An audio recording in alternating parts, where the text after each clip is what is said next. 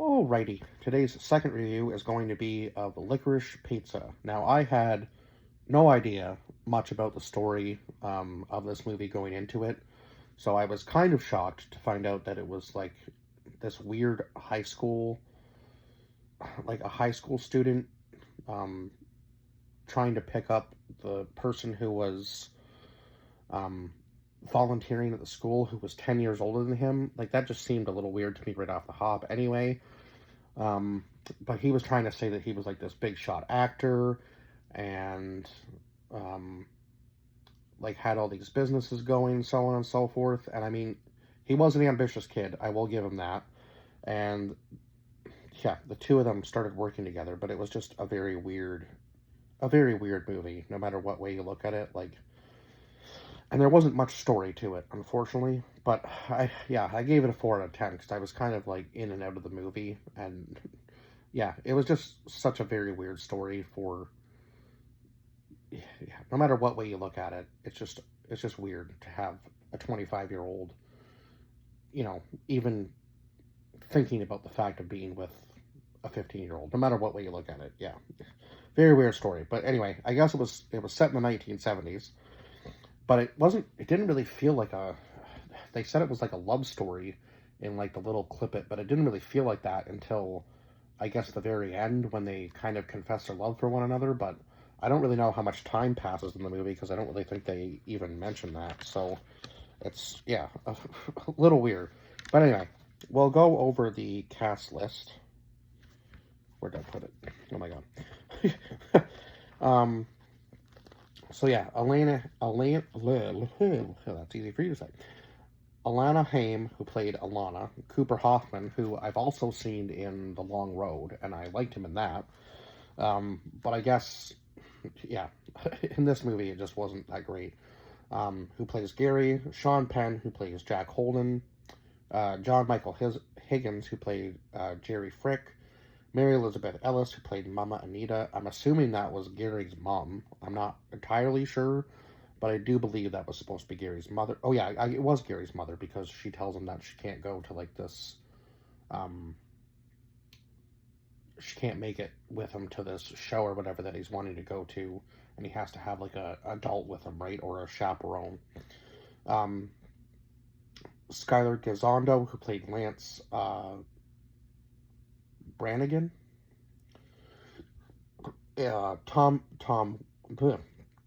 Tom Waits, who played Rex Blau, and Bradley Cooper, who played John Peters. So again, there wasn't like a whole lot of story to this. It just kind of felt like it was like this kid trying to make it big, and then in acting, obviously, at first. Now, I guess a lot of people knew him from being like a child actor, so he was just kind of taking essentially whatever job he could, I would say. And then also yeah, he was interested in this girl that was far too old for him, and she shoots him down at first, but then starts like hanging out with him more and working with him, which, I mean, nothing wrong with that. That kind of seemed to be more what the movie was about than anything. Again, like until the very end where she like all of a sudden confesses that she loves him, which I found was kind of weird because it almost seemed like they were competing through a lot of the movie, and they almost hated each other in a sense, but they also had like this weird tension between the two of them. It was just very weird that she would even like, you know, what's the right word? Give any thought to that, right? So yeah, I guess, yeah, he is an up and coming actor, taking any job he can get. He does this play or whatever, and he always seems to get like somewhat jealous when somebody else uh, finds any interest in Alana at all, which is weird because he continues to just kind of say they're friends, or she like says like they're business partners, and so on and so forth. Like it never really seemed like it never really seemed like she was interested in him. She was always just like interested in like the businesses that he was creating and kind of found that fascinating. So she ends up working with him, and then eventually as the film goes on you kind of get the idea that she's getting some feelings for him. But yeah, it's just, I don't know. She finds it. I think she still found it like forbidden to even like think about that, but also at the same time, yeah, it was just a very weird story. Um, for what that part of the story was anyway. Um, so eventually, like she starts working with him, right? When he starts selling water beds, um, she decides to help him, and he's working at Fat Bernie's water beds. So I think this was around the time, I guess maybe when water beds were like just starting to come out. So of course he's gonna hop on that opportunity, right? Because it's gonna be like the next big thing. That was always his thing. So he tried the acting thing, I guess. Like when he was a child, it was more his niche, I guess, maybe because he was younger, and now he's doing these commercials, and it seems like he's a little bit nervous about himself. And looked like a lot of the people that were there, like watching him do the reading, were like, "Nah, he's not the right fit anymore," sort of thing. And of course, he's doing all these like small projects, and it seems like everybody else around him is getting bigger roles. So he's kind of given that up, I guess. So he starts selling water beds, and he makes it pretty big there because he ends up installing one in, I think, Barbara Streisand's house. And of course, I wasn't really sure. Like, there's just such a random cast. Like, even Bradley Cooper turning up in this movie, I was like, what is going on? Like, who else is in this movie? Because there was quite a few big names. So I think, yeah, eventually they just kind of like end up competing in a sense because she like gets her first big audition, and then she's with these two like big shots. Who was it? She was with Jack Holden and Rex Blau, and I guess they were pretty big in like the industry. So I guess he's made like a lot of films, and of course Rex was kind of bugging him about it. Like, there's always like a motorcycle in his film because he believes that's like the only mode of transportation. And then he tries to do this stunt at the golf course and throws Elaine off the bike, and then of course Gary goes running to her because he cares about her. So, I mean, it was kind of more like a friendship almost, in a sense, until like the very end of the movie. But even when she goes to work for somebody who's running for,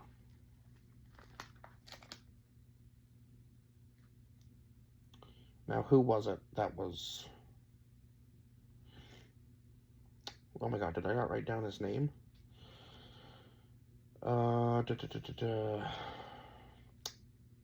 I can't remember now. I don't think I did. Why did I not write down that name? I could have sworn.